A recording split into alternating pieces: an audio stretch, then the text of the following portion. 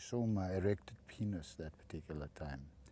Then you just wanted to grab it, you were screaming for it. And I was pushing your hands away and I said, no, it's not right. Then your mother jumped in, she says, no, it's okay, there's nothing wrong, let her play with it. This is a brave woman who's interviewing the man that sexually abused her from when she was a toddler onwards. It's an interesting interview. The way she conducts it is so powerful. Let's get straight into it. Okay, well, it all started in Hillbrow in Johannesburg in 1976 when you came visiting me in my flat with your mother. 1976, so I would have been 2 because I was born in 1974. Okay, yeah. Okay. So you knew my mum already by then, did you? Oh, yeah. And I knew about you, but I never had the opportunity to meet you because you were living with your auntie Alderson at that particular time while your mother was trying to find herself a job and whatever. She was at that particular time jobless and no place to stay. She was living with your sister, including you. And then she brought you to the flat for the first time you came to visit. I had just a small 1-bedroom flat with a bathroom. You were playing in a lounge, and I went to have a bath. It was a bath, not a shower, a bath. I was lying in a bath full of hot water, and your mother was sitting next to me on a bath. You were playing in a lounge. And then I was lying in the bath in the hot water, and then I was at that particular time 4 years old or something like that. You came rushing into the bathroom, and you came straight to the bath, and you were just a little bit higher than a bath, and you looked, and you saw my erected penis that particular time. Then you just wanted to grab it, you were screaming for it, and I was pushing your hands away, and I said, no, it's not right. Then your mother jumped in, she says, no, it's okay, there's nothing wrong, let her play with it. And that moment was the one that triggered these emotions in me that brought all that things that happened afterwards. I've said this interview a few times, and this bit stumbles me every single time. Why did her mother say, go ahead and play with this erect penis? Why is he laying in the bath with an erect penis? Why, when she comes through the door into the bathroom, are they not saying, no, it's not appropriate for you to be in here? All of those questions. One more question. How is she managing to stay so calm? So calm. Look at her body language. She's owning this interview. She's in control of her emotions and this interview. It's so powerful to see. In our life and life with other children as well. Also the fact that we were, look, I'm not justifying now, I'm trying to justify the wrongs of the doings that I've done. I accept the fact that I've done wrong, but I'm just trying to explain how it came to that. So then we moved to Namibia. We decided we're going to stay as a family and so on. So I suggested to your mother that Namibia is a nice place, free place, not like apartheid was very strong at that particular time, and we Europeans, we like to sort of have a more relaxed way of life, and that's what I experienced by coming to Namibia, because I was one of the first workers to build the Rossing uranium mine. I was working with them for a construction company called Genrec. And then I said to your mother that I would like to bring you all to Namibia and come and resettle in Namibia. We came to Namibia, and then of course we were involved, our friends, who also had a similar relationship, which was in a way very similar to what we used to have, because as you know, Ben also was involved with Isabel, who was also his stepdaughter.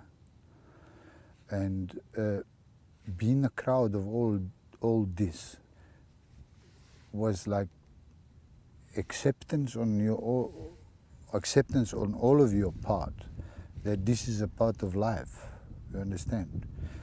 And I wasn't really thinking much at that particular time. I was too young to think about the consequences and all this of whatever it was happening. I don't like that. I don't like what he says there. He was too young to think of the consequences of everything that was happening. He was 25 years old.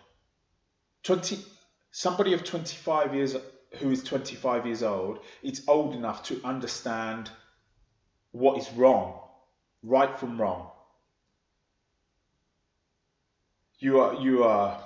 It's wrong. And earlier, just slightly earlier in this video, he calls it a relationship. It's not a relationship. It's not a relationship. Because it's not consensual from both parties. The child is manipulated and has been groomed successfully to do the things that the adult wants. They're too young to give consent. So it's not a relationship, and being 25 years old is old enough to understand wrong from right. So I was just playing along with it. Look, I had definitely a love for you. I loved you the most, more than any other, I should say woman or a man, doesn't matter, whatever you put it, another human being. Even loved you more than my own daughter, because my daughter was a stranger to me. She was living in Germany anyway, and to me you were more than my daughter. You were everything to me. I suppose in my own crooked mind I was kind of grooming you for becoming my wife one day.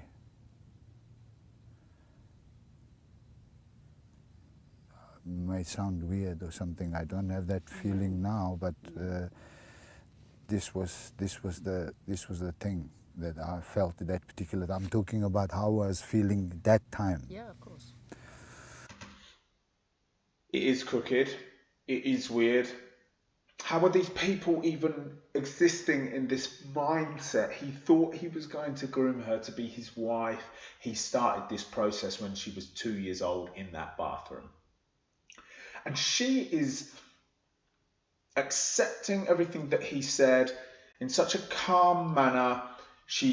Look at her body language. It's so calm. It's so powerful. It's so inspiring. It's so inspiring.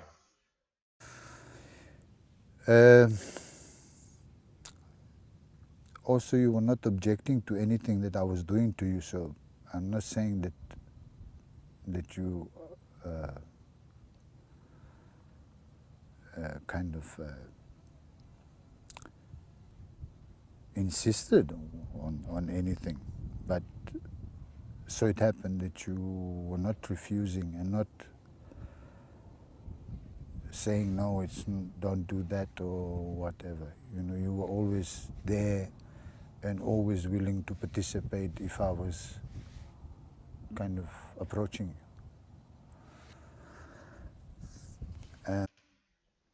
I have to stop it there.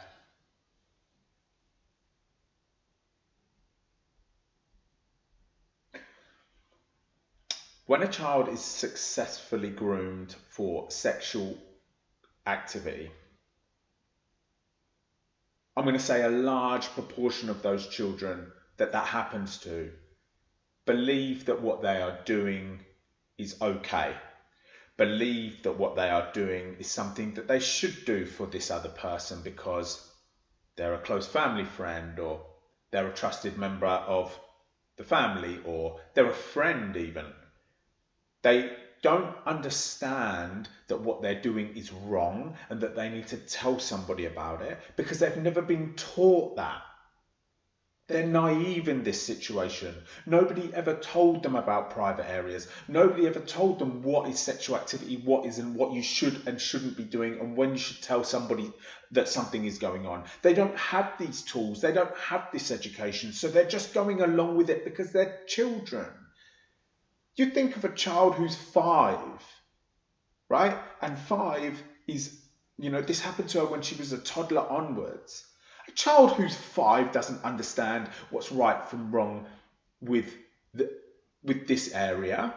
They've never been told about private areas and what to do if somebody touches them there. They've never been told about secrets and that if anybody asks them to keep one, they should tell somebody. And they've never been told what to do if somebody asks them to touch them in their private area, in their no-go zones area on their body. They've never been educated, so they don't understand that what they're involved in is wrong. So for him to say,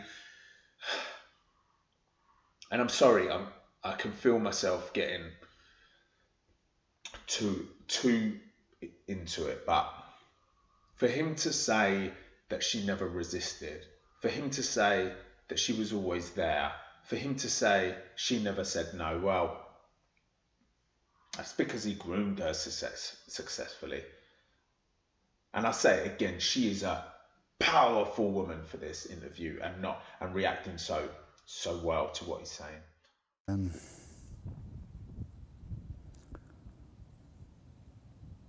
I don't know what else to say about this, but this was the circumstances that I was living in with, and that's how I was playing along with it, and that's how the things ended in that direction.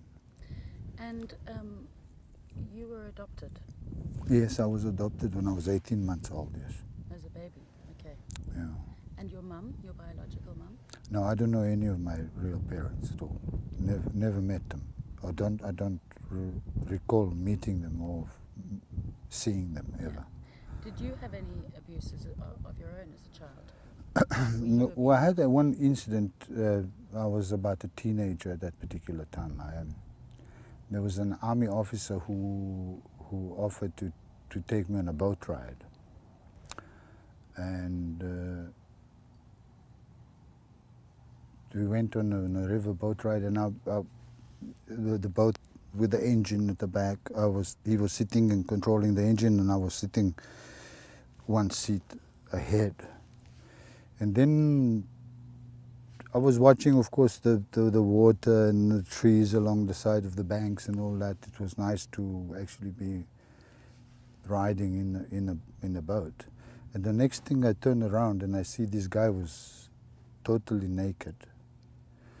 But I did not approve of that because I was brought up to believe that the men do not interact in a sexual way. And I was big enough to understand that this is not the thing. So I never participated in any, he only exposed himself. Okay. But that was it. And I mean, that was the only time that I've ever actually been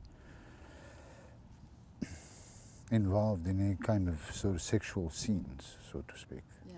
And you were a teenager then? I was a teenager. I was about 12, 13, maybe 14. I'm not sure. I cannot recall exactly the age, but I was definitely a teenage age. Yeah. And did that impact on you? How did that impact on you? Do you think that had Well, I don't know whether it had impact on me as such, but I mean, I cannot say that it did, but it could be maybe a subconscious thing. You know, I did not see psychiatrists for any particular reason or ever, so I'm not sure whether. Have you never had post-counselling after we left, for example? No, I've never had counselling in my life ever. It's so cool in some ways. She's asking questions because she wants to understand. She wants to investigate him. She wants to understand why he is the way he is. She's got a notepad, she's writing notes, she's like a cool person. Any kind of counselling whatsoever. Would you want to have counselling? Sure, I would not object to anything. I am willing and open-minded to accept any kind of conversation or And then after me? After you. Yeah, I mean, okay, let's be more vague about it, because, I don't want you to feel that you have to expose yourself and whatever, but how many girls or boys have there been? Is it a girl thing, or is it... No, it's a girl thing, definitely. girls? It's, yeah, And not, is it a specific age group, or is it... it's not a specific age group. It can be any group as long as it has interest. It has interest of similar thing. In other words, of sexual activities, because some girls are sexually active, or so to speak, from very young age, and some don't, depending on the character of a person, of a girl, because we're talking about girls, so to speak. And by girls, we mean girls under 10, girls under what age? No, any age. Any age? Any age is What would be your minimum age? minimum age. Surely there must be the age with certain understanding. That means must be able to communicate, must be able to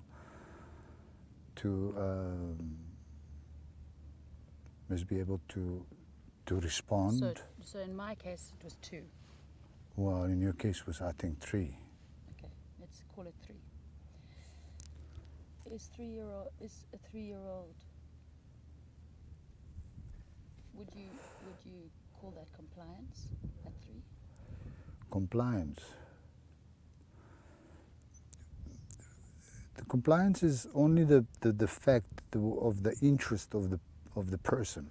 Mm-hmm. I'm just going to stop it, because I just don't agree with anything that he's saying. So, sexual interest, or being sexually active, he's trying to explain that you could be sexually active at any age. Now, I'm no biologist, and I don't have academic background in this, but I'm going to assume that if you are pre-pubescent, meaning before puberty, naturally as a human being, you don't have sexual interest. That grows as you develop into puberty. For you to be younger, let's take an age group, let's say 10 years old and younger, for you to be engaging in sexual activity, you would have had to have been manipulated into it. That does not mean that you're compliant to it. That does not mean that you've got interest in it. It means that you've been taught to be interested in it. I disagree with so much that he's saying. I sometimes watch this and I think at points that he's almost justifying who he is. He's almost justifying what he does, what he's done. I love the question she asked him, if there's been how many girls, how many boys, how many children has there been. I wish she pushed a bit with that, but she didn't. As I said, it can vary from different ages, depending. Some are sexually active in the form of desiring from an early age, as early as 3 or 4, or some would be at 7 or 8 or 9, or even older, teenage, 12, 13 sort of age, depending on which kind of... It's not every girl the same. It's the same as the men. We're not all the same. So is the woman not the same? Not. So is it an individual? Is it you have an attraction to a person, or like a specific person? Do you need to know the person? Or yes. Do there need to be relationships, or can they be isolated incidents? Yeah, can be isolated incidents, but it has to be on that kind of foundation that shows interest in performing, or showing interest to desire to have some kind of sexual contact. Okay. Cut. Please, can we reselect? Okay. It finishes quite abruptly there, right? But it's the only video that I can find on YouTube. It's the full version that they've posted. I've watched it, I think, like 5 times now, and I think the more I've watched it, the more I am disagreeing with everything he's saying. I am disagreeing with the way he's explaining his actions and who he is. Every time I've watched it, I've been so inspired by the way she's conducted the interview. She just wants to understand what the hell went on. She's just wants to kind of help him explore himself. I do wonder how this interview has come about. Has she tried to prosecute him? Has he served his punishment for what he's done, and that's how they're allowed to talk about it so openly like this, because he's admitting to carrying out sexual abuse on a minor.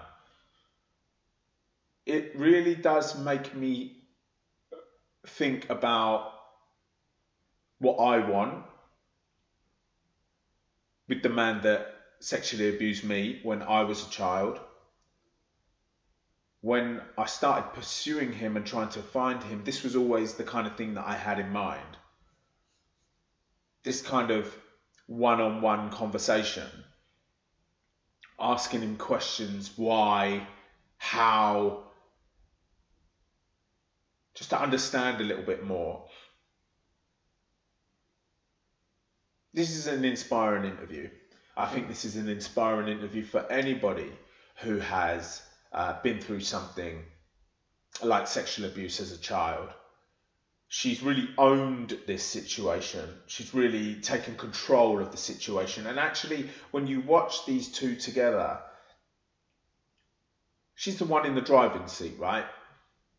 She's the one in the driving seat. She's really looking at her past and what happened to her in a very objective way. She's not getting emotionally tangled up in it. She's just accepting, this is how I look at it, she's just accepted that what happened to her was nothing really to do with her. She was just reacting to somebody who was manipulating her. She had no way of understanding how wrong what she was involved in was. She had no way of knowing that it was something she needed to get out of. He had just cleverly groomed her into doing what he wanted. And he can say as much as he likes about love and his plans for both of them. It's all wrong. Yeah, it's all wrong. This is an important video. This is an important interview for us all to watch and understand. And my hat goes off to her. Her name is Lucy Witts. You can find her on YouTube, and you can find this video on YouTube and a documentary that supports this interview, which is very interesting. I urge you to go and watch it if you've been interested by this interview. So I think that's enough, and that will do us. Thank you for listening.